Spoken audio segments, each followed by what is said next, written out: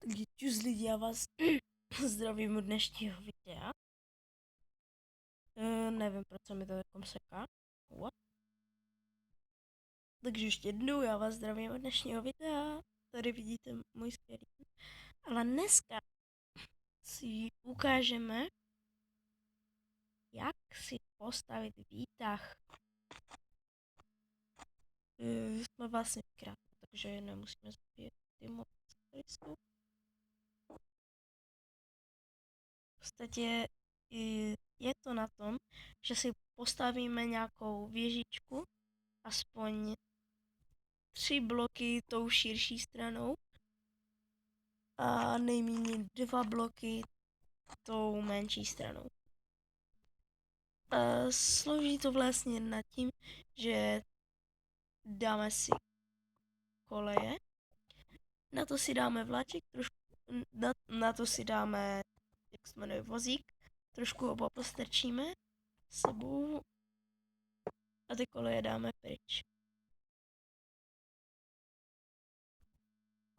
A tady nahoře uděláme úplně to a samý. Strčíme ty koleje,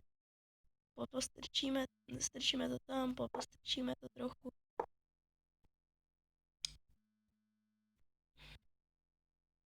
A tady je to zase úplně to samý.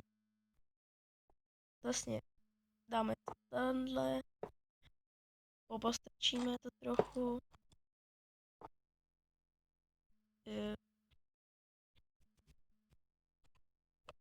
A máme v podstatě, ještě na to jsem zapomněl, tady musíte dát trapdory všude.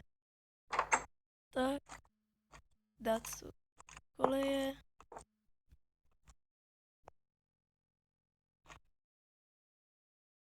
Postrčit to, aby nám v podstatě ten vozík nesletěl.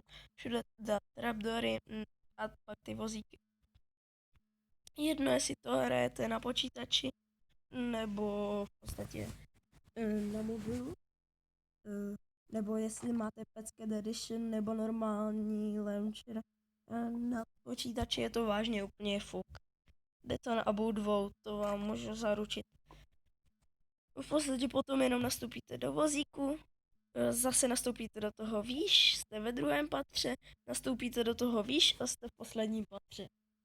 A to je pro dnešek všechno. Děkuji.